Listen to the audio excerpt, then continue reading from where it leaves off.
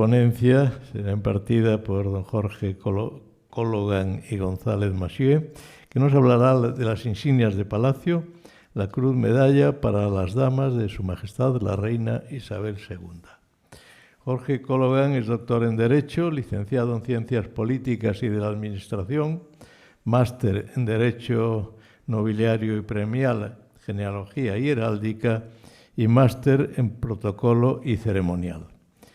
Es académico correspondiente por Canarias de la Real Academia Matritense de Heráldica y Genealogía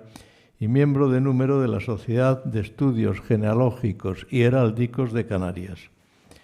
Ejerce como delegado en Cabo Verde de la Fundación Canaria para la Acción Exterior, que es del Gobierno de Canarias. Ha sido autor de varios trabajos publicados en el Boletín de la Real Academia de la Historia, en los Anales de la Real Academia Matritense de Heráldica y Genealogía y en la revista Hidalguía de esta Real Asociación de Hidalgos de España.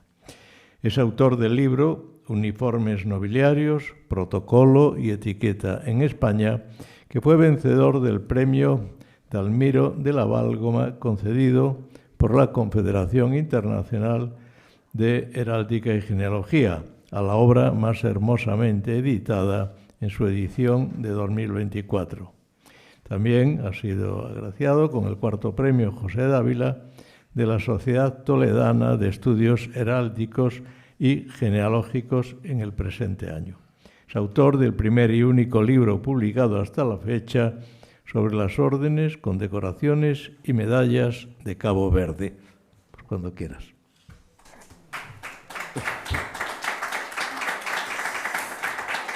Bueno, pues excelentísimos e ilustrísimos señores y señoras, estimados amigos, asistentes todos, también quienes lo hacen de modo telemático a este 6º Congreso Internacional sobre la Nobleza. Me gustaría, en primer lugar, expresar mi más sincero agradecimiento a la Real Asociación de Hidalgos de España, en su calidad de organizador y en cuya sede nos encontramos, y especialmente a la persona de su presidente, señor Pardo de Vera, por haberme presentado e invitado a participar en este congreso. Agradecimiento extensible, por supuesto, al Comité Científico por haber aceptado la ponencia de esta tarde, y tampoco quiero dejar pasar esta oportunidad para felicitar a otras entidades colaboradoras, al Instituto Internacional de Genealogía y Heráldica, el Archivo Histórico de la Nobleza del Ministerio de Cultura y la Comisión Internacional para las Órdenes de Caballería. No me cabe duda de que este congreso será un éxito, como lo viene siendo desde su primera edición, no solo por la organización, por los bien recibidos que somos en esta Real Asociación, sino también por su contenido, con una relación de ponentes verdaderamente excepcional, constituyendo ya una de las manifestaciones académicas más relevantes a nivel internacional en nuestras materias. Hoy que se me permite esta oportunidad, me gustaría abordar con ustedes los pormenores que rodearon la creación de una muy poco conocida insignia de Palacio, la denominada Cruz Medalla de la Reina Isabel II, exclusiva para las damas, para las mujeres, al igual que lo fuera la más conocida Orden de Damas Nobles de la Reina María Luisa. Así como el uso que de esta cruz medalla se hizo por parte de la servidumbre de Su Majestad la Reina, particularmente, como les indicaba, sus damas de honor, todas ellas, como veremos, integrantes de la alta nobleza española. Me atrevo a calificar de poco conocida esta insignia porque apenas existe bibliografía particular o específica de derecho premial sobre esta medalla, salvo alguna puntual referencia, como veremos posteriormente, en obras generales más antiguas, de mediados del siglo XIX, o su inclusión en algún estudio de joyería histórica. Con esta ponencia he querido, por lo tanto, contribuir con una novedosa aportación a la falerística española mediante el estudio de esta histórica insignia con base en la documentación actualmente existente en el Archivo General de Palacio y en el Archivo Histórico de la Nobleza. Un distintivo muy particular que constituyó probablemente en la última década del reinado de Isabel II uno de los privilegios simbólicos más singulares para las mujeres. Por lo tanto, en la presente ponencia abordaremos, a modo de encuadramiento, el contexto histórico, que nos va a permitir comprender los orígenes de esta insignia y los cambios introducidos en el ceremonial y etiqueta de Palacio durante la regencia de María Cristina de Borbón y la aparición de una nueva estancia en Palacio, el llamado Tocador de la Reina. En segundo lugar, abordaremos el reinado de Isabel II, que, como sabemos, fue el periodo de nuestra historia en el que comienza a producirse un fortalecimiento de la etiqueta palaciega, fundamentalmente para las órdenes y corporaciones condecoraciones nobiliarias, proceso que culminó durante el reinado de Alfonso XIII. Posteriormente realizaremos una breve descripción de la servidumbre de Su Majestad, daremos algunas pinceladas sobre el reglamento de la llamada portería de damas. Posteriormente abordaremos con detenimiento esta cruz medalla y realizaremos una serie veremos una serie de retratos de algunas damas distinguidas con esta cruz medalla de la reina Isabel. Finalmente realizaremos una serie de conclusiones. Pues bien, el nuevo contexto político y constitucional de la España de principios del siglo XIX a raíz de las Cortes de Cádiz y la consiguiente introducción de la división de poderes en el Estado, se vio ciertamente abocado a más y nuevos cambios tras la muerte de Fernando VII en 1833 y la asunción de la regencia por su cuarta esposa, María Cristina de Borbón dos Sicilias, durante el periodo de minoría de edad de la princesa Isabel. En efecto, desde tiempos de Isabel I de Castilla no asumía la corona una mujer, por lo que fue necesario realizar cambios en el ceremonial y etiqueta de la monarquía. Recuérdese que hasta principios del siglo XIX todavía estaban vigentes las etiquetas de la Casa de Austria. Por lo tanto, era necesario adaptarlas a los nuevos tiempos y fortalecer la imagen y la visibilidad de la corona, tanto a nivel interno como externo. En aras también a lograr los apoyos de los liberales que abrazaron la causa de la futura reina en el marco del estallido de la Primera Guerra Carlista. Cuando María Cristina llega a Palacio, les cito literalmente, el caos y la confusión que reinaban hacían insostenible el buen servicio. De ahí que la primera medida tomada por la reina gobernadora fuese el nombramiento de dos importantes cargos. Por un lado, el mayordomo mayor, el marqués de Valverde, y por otro lado, la camarera mayor, la marquesa de Santa Cruz de Mudela.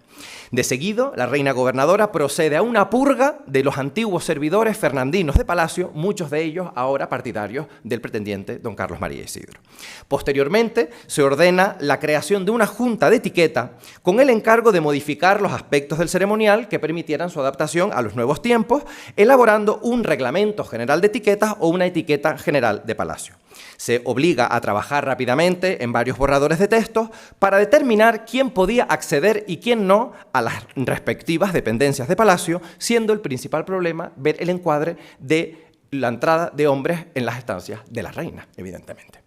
Ante este cambio de rey a reina, el peso del poder e influencia pasa indudablemente del mayordomo mayor a la camarera mayor de Palacio,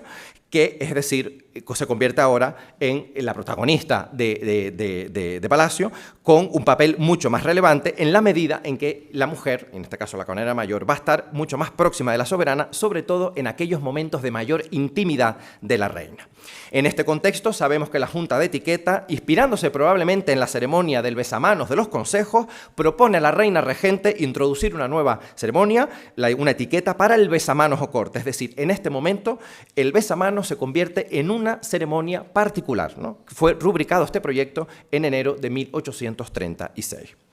No obstante, ya fuese con base en un principio de racionalización económica, ya fuese con la intención de reducir el poder de la nobleza, que como hemos visto todavía eran partidarios muchos del pretendiente don Carlos María Isidro, mediante dos decretos la reina gobernadora va a proceder a estructurar el funcionamiento de Palacio. Por un decreto de 10 de junio de 1838 crea el puesto de Intendente General de la Real Casa y Patrimonio, con funciones económicas administrativas, y mediante otro decreto de 16 de junio de 1838 crea una Secretaría General de Etiqueta, con competencia en ceremonial y al servicio de las reales personas, a las que quedaban limitadas las funciones del mayordomo mayor, sumiller de corps y caballerizo mayor. Estos cambios después se recogen en una ordenanza general para el gobierno y administración de la Real Casa de 1840. Pero todos estos cambios introducidos lo que llevan es a la aparición de una nueva estancia en Palacio, que es el llamado tocador de la reina, un espacio absolutamente cerrado para los hombres y en el que solo podían acceder las mujeres. Así entraban en esta sala la camarera mayor, las damas de la reina, las camaristas a su servicio, las que entraban en el cuarto de la princesa de Asturias infantas, la guarda mayor, azafatas, dueñas, ayas, tenientes de ayas, las esposas o viudas de los jefes de la Casa Real, las esposas de los caballeros del Toisón, las esposas de los jefes de la antigua Guardia Española o Walona y todas las trabajadoras de Palacio, incluidas las mozas de retrete y las mozas.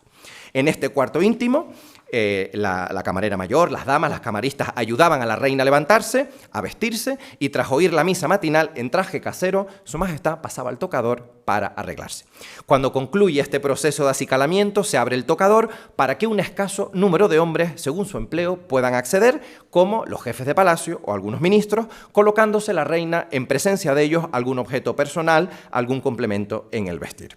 Concluido la reina pasa a la primera pieza de gran etiqueta para la realización del besamanos, encontrándose ya en esta sala con las damas nobles de María Luisa y las esposas o viudas de las grandes dignidades civiles y militares y en general de todos los hombres que tenían acceso a ella, incluidas las mujeres de los primogénitos de los grandes de España. Traigo a colación todo esto en la medida en que esta etiqueta, que fue aprobada en 1836 por la reina gobernadora,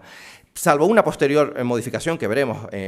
con posterioridad, se mantuvo prácticamente en vigor durante todo el reinado de Isabel II en el periodo comprendido entre 1843 y 1868. Con el adelantamiento de la mayoría de edad de la princesa Isabel, en noviembre de 1843 y el posterior juramento de la Constitución, da comienzo al reinado como soberana bajo el nombre de Isabel II, que en el asunto que nos ocupa se caracteriza por el mantenimiento del modelo de gestión de palacio iniciado por la reina gobernadora. Sin embargo, a pesar de esta evidente continuidad institucional, la reina no duda en ir introduciendo cambios en la organización y funcionamiento de palacio, consagrando la evolución de una casa real y una corte, que pasan a disponer de una doble dimensión. Por un lado, la etiqueta y el ceremonial, dirigida y organizada por la nobleza, y por otro, la económico-administrativa, más profesionalizada, en manos de personal ajeno a los grandes títulos de Castilla y cercanos a los políticos liberales moderados. De esta época, como veremos posteriormente, es la actualización del reglamento para las damas y el régimen de visita. Sin embargo, el contexto jurídico-político en el que la reina Isabel comienza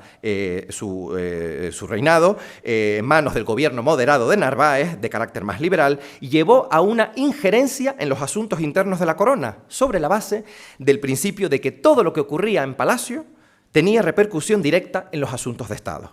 Por ello, el gobierno de Narváez crea un nuevo puesto en palacio, que es el de gobernador de palacio, nombramiento que recae en el marqués de Miraflores, y con esta medida se produce la desaparición del intendente general, es decir, se contradice la ordenanza de 1840, que estaba en vigor, asumiendo entonces el gobernador de palacio las cuestiones económicas y administrativas, lo que ha sido considerado como una grandísima centralización de los asuntos de la corona por parte de los gobiernos de turno. Miraflores logra elaborar una nueva ordenanza de la Real Casa y Patrimonio, que fue aprobada en 1848, pero Miraflores presenta su dimisión y, en definitiva, posteriormente se vuelve a la ordenanza de 1840, provocando de ahí en adelante en el palacio una situación muy confusa en la organización de la Casa Real, fruto probablemente de los cambios de gobierno. Sin embargo, yo creo que toda esta preocupación por la organización interna de palacio, la etiqueta por un lado, el ceremonial, la parte económica administrativa, lo que va a llevar es a un mayor interés por estas cuestiones de etiqueta. Por ejemplo, en 1852 se adoptaron disposiciones relativas a la creación de un nuevo destino bajo el nombre de Inspector General de las Reales Habitaciones y de Etiqueta y de Ceremonial de Palacio. Le siguió otro decreto fijando un reparto de competencias en funciones de etiqueta y ceremonia entre los empleados de la Casa Real. Otro decreto estableciendo el puesto de Inspector General de Oficios, Ajuar y Gastos de la Real Casa. Probablemente, desde el punto de vista del ceremonial, el cambio más significativo durante el reinado de Isabel II es que mediante una Real Orden de 27 de noviembre de 1861 se procede a una modificación de la ceremonia del besamanos, que pasa de celebrarse en la pieza de gran etiqueta, como vimos anteriormente, a celebrarse en el Salón del Trono, como conocemos en la actualidad. Recuérdese también que años antes, en 1856, se habían generalizado las recepciones de las autoridades civiles y militares en las provincias, por lo que en el reinado de Isabel II se multiplicaron sobremanera las ceremonias públicas dentro y fuera de palacio.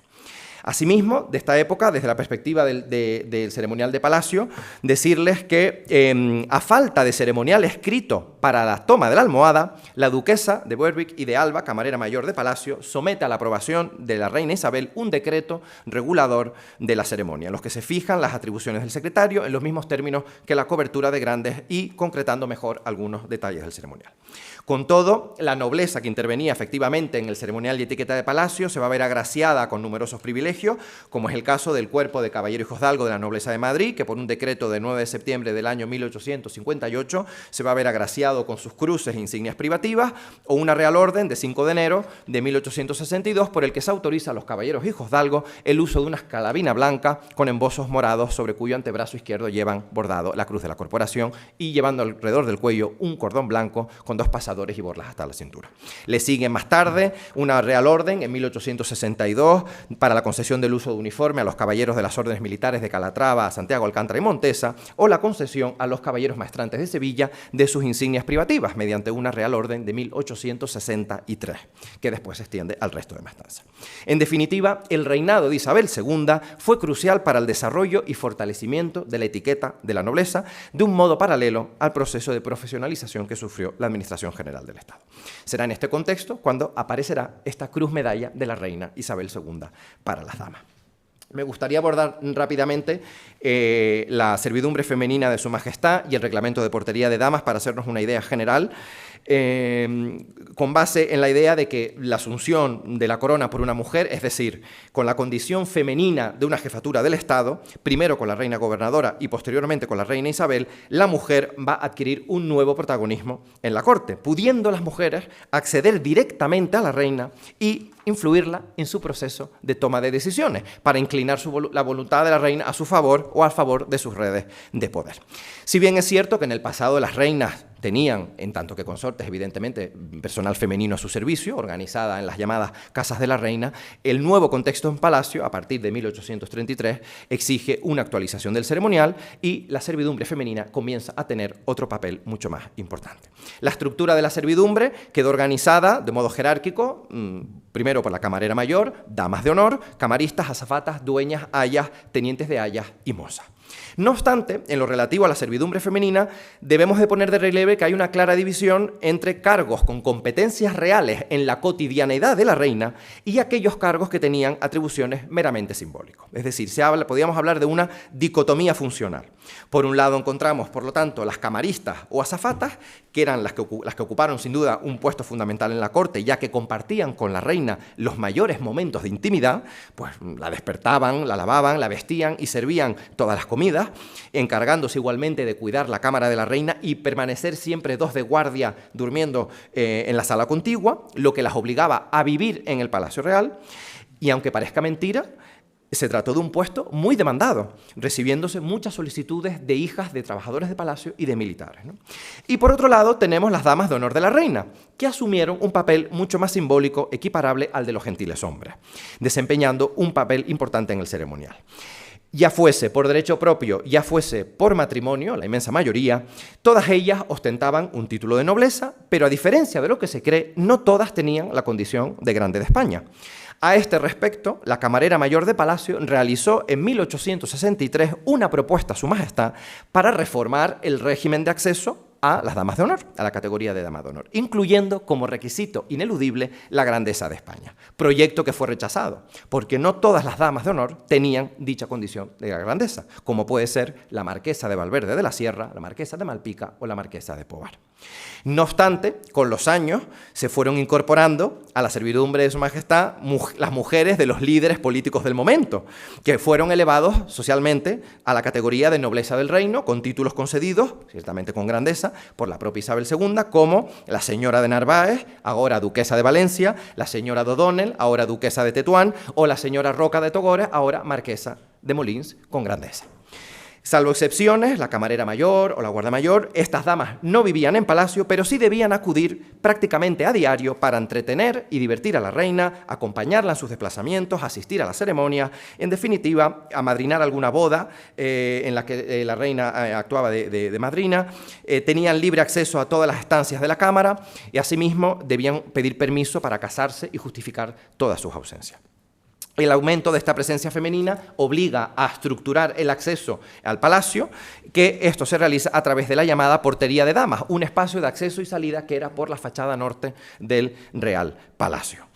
Este espacio queda bajo la supervisión de la camarera mayor y, de acuerdo con el ejemplar existente en el archivo histórico de la nobleza, les voy a dar una serie de pinceladas sobre las normas que recoge este reglamento, que por supuesto cuando sean publicadas las actas lo podrán ver con mucho más detalle, ¿no? El reglamento adopta, por ejemplo, un régimen temporal, estaba abierta todo el día, desde las 6 de la mañana hasta las 11 de la noche, en verano. En invierno quedaba bonificado desde las 8 de la mañana hasta las 10 de la noche. Se preveía el cierre con motivo de algunas celebraciones, como miércoles, jueves o viernes santo. En el caso, por ejemplo, de que la corte se desplazara a otros reales sitios, las camaristas, las azafatas y las dueñas no podían ir a vivir a casa de sus padres ni parientes, debían permanecer siempre en palacio. La lógica también de la portería de damas como espacio restringido, en el que no se podía mantener ningún tipo de relación privada con el hombre, se puso de relieve también en el régimen de visitas, se configura el parlatorio como el único lugar de encuentro posible con cualquier persona. En dicha sala, la mujer debía estar acompañada siempre de una dueña o de una azafata, quienes debían permanecer allí todo el tiempo. Y, por ejemplo, solo se les permitía salir de palacio con sus padres, ayas, hermanas casadas, azafatas o dueñas, imponiéndose la obligación de que no podían quedarse solas durante ningún momento. Y, en definitiva, con este reglamento se contempla también para la portería de damas algunas disposiciones relativas al orden interno y a la disciplina. Les cito literalmente, por ejemplo, que los porteros, si advertían algún galanteo o cosa poco regular y decente, debían dar parte a la Guardia Mayor. Esta preocupación por mantener el decoro material acrecienta también la lógica de conservar el orden moral en palacio. En definitiva, este reglamento se articula como un instrumento que estructura la portería de damas, con especial énfasis en cuestiones relativas al horario, el acceso, la movilidad, la conducta, la vigilancia, etcétera, etcétera. Pues bien, veamos ahora la cruz medalla de Su Majestad la Reina Isabel II. Fue probablemente, como les decía anteriormente, en este contexto de fortalecimiento de la etiqueta palaciega, cuando con ocasión del natalicio de la princesa de Asturias, doña María Isabel Francisca de Asís, que todos conocemos como la Chata, surgió la idea de dotar a la servidumbre de Su Majestad, concretamente a las damas de honor, de un distintivo particular.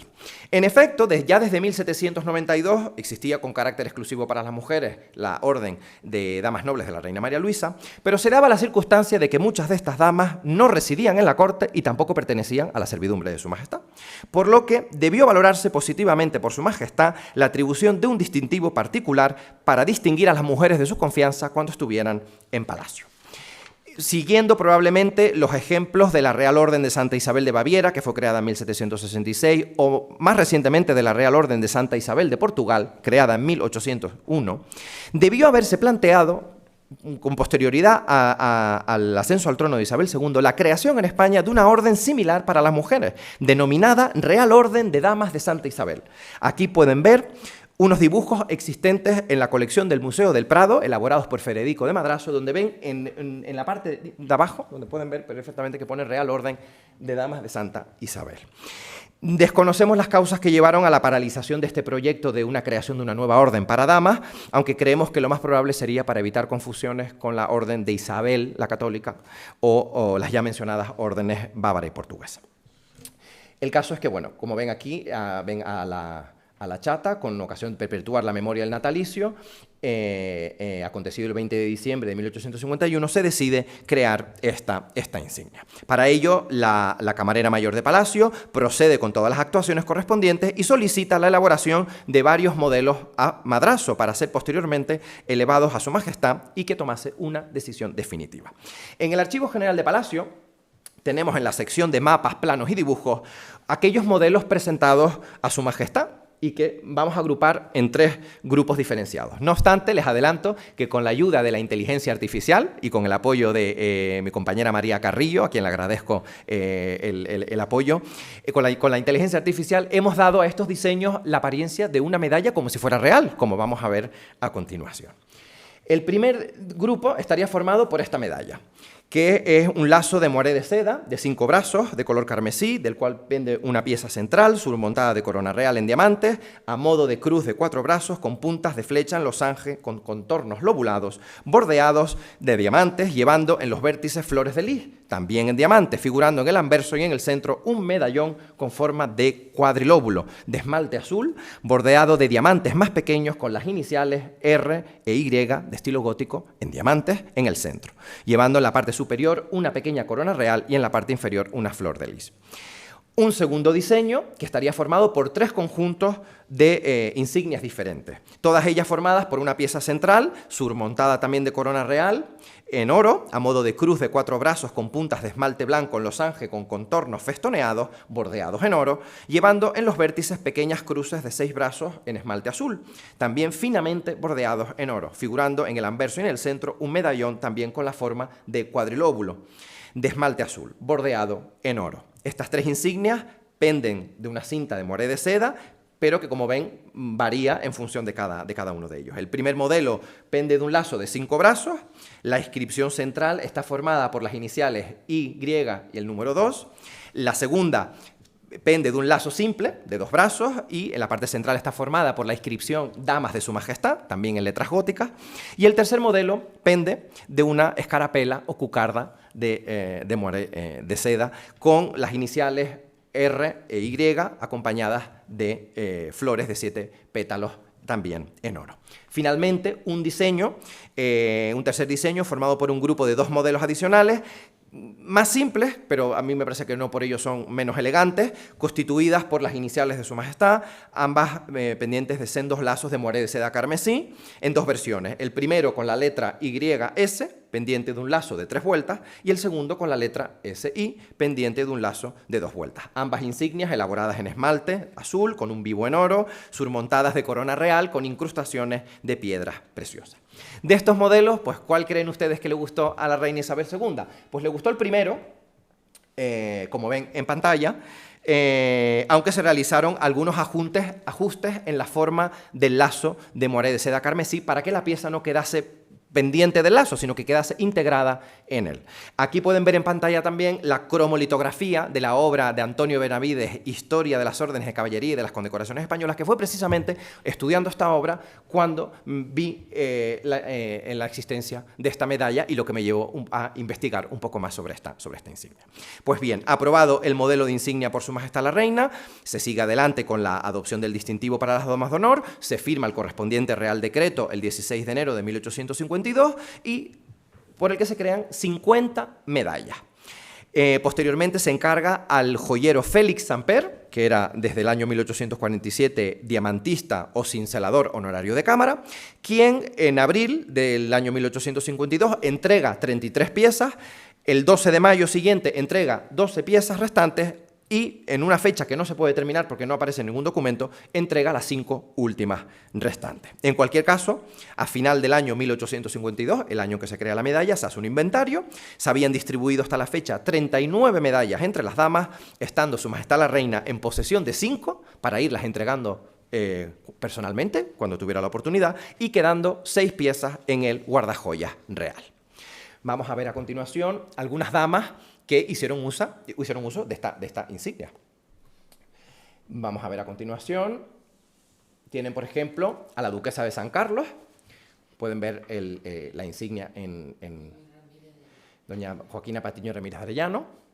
Pueden ver también a la duquesa de Alba, María Francisca de Sales Palafox y Portocarrero. Ven perfectamente cómo lleva la banda, porque el Real Decreto crea 2 modalidades de insignia. Un lazo, para las ocasiones de media etiqueta, y la banda para las ocasiones más solemnes, ¿no?, de gran etiqueta. Esto es un cuadro de Federico de Madrazo que se encuentra en la fundación de la Casa de Alba, ¿no? Aquí tienen también a la marquesa de Malpica, quien fuera camarera mayor de Su Alteza Real la Infanta doña Luisa Fernanda, por Federico de Madrazo, que pueden ver, no se distingue muy bien, pero se ve en un lado del pecho, se ve la medalla pendiente del lazo de moré de seda carmesí. Tienen también aquí a la marquesa de Alcañices, Francisca Inés de Silva Bazán y Telles Girón, también por Federico de Madrazo, donde se ve perfectamente que lleva la insignia de dama de honor de Su Majestad. Y aquí ven también a la condesa de Sástago, doña María Antonia Fernández de Córdoba, haciendo uso de la banda de dama de honor de Su Majestad. Y tenemos a la condesa de Huaki y duquesa de Villahermosa, también por Federico de Madrazo, haciendo uso de la insignia que la identificaba como dama de Su Majestad. Y por último, la duquesa de Medinaceli, también que lleva, se le ve perfectamente el lazo de dama de honor de Su Majestad. Pues bien, años más tarde, en diciembre de 1867, vuelve a solicitarse otro inventario que lo elabora el conde del Pilar, el encargado del guardajoyas, y quien informa que había en uso por las damas una cuantía de 52 cruces medallas, existiendo en el guardajoyas 7 piezas adicionales. 5 habían sido devueltas por el fallecimiento de la marquesa de Miraflores, la duquesa viuda de Gor, la duquesa viuda de Veragua, la duquesa de Bailén y la condesa de Maceda, y 2 que no se habían usado nunca, esto es decir, un total de 59 piezas. No obstante, antes de que tuviera lugar la sublevación del cuartel de San Gil, en junio de 1868 de ese año, que da paso a la Revolución Gloriosa y al destronamiento de Isabel II, se deposita en el guardajoyas una medalla adicional, que era la correspondiente a la camarera mayor de Palacio, doña Rosalía Ventimiglia y Moncada, la duquesa viuda de Alba, que falleció en el mes de marzo de aquel año. Es decir, en total había un total de 60 cruces, 10 más de las que consignaba el decreto de creación. Los sucesos revolucionarios de 1868, como es bien sabido, obligan al exilio de la reina Isabel II, por ende se vacía el guardajoyas real, siendo, creo que todas estas alhajas enviadas al extranjero.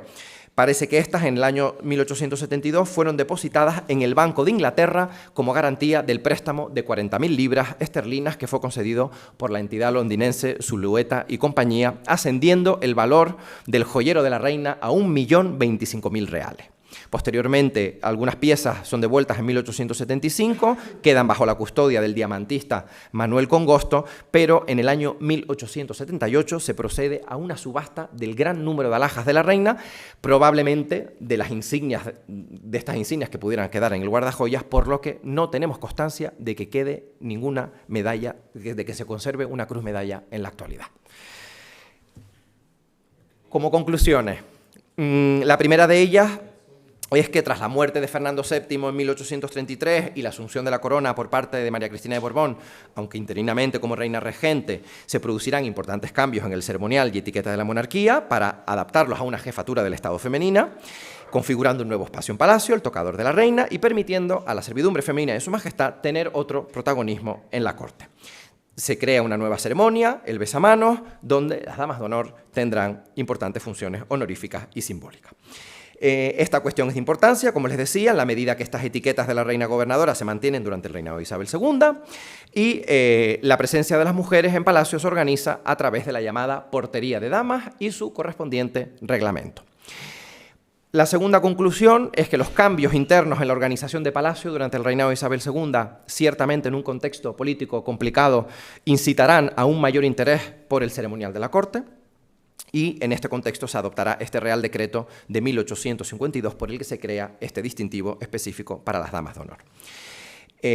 Lo que es una muestra más de este fortalecimiento de la etiqueta palaciega. Y la tercera es que, a diferencia de la Orden de Damas Nobles de la reina María Luisa, cuyo uso estaba ciertamente extendido en la corte, solo 84 mujeres tuvieron el privilegio de usar esta cruz medalla de la reina Isabel, todas integrantes de la alta nobleza, en un periodo comprendido entre 1852 y 1868. Circunstancia que nos lleva a considerar este particular distintivo como uno de los privilegios simbólicos más singulares de palacio para las mujeres durante la época isabelina. Muchas gracias a todos por vuestra atención.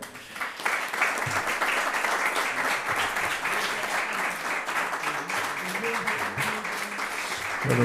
muy interesante y además muy poco conocido o nada conocido, ¿no? Así que hay unos minutos para alguna pregunta.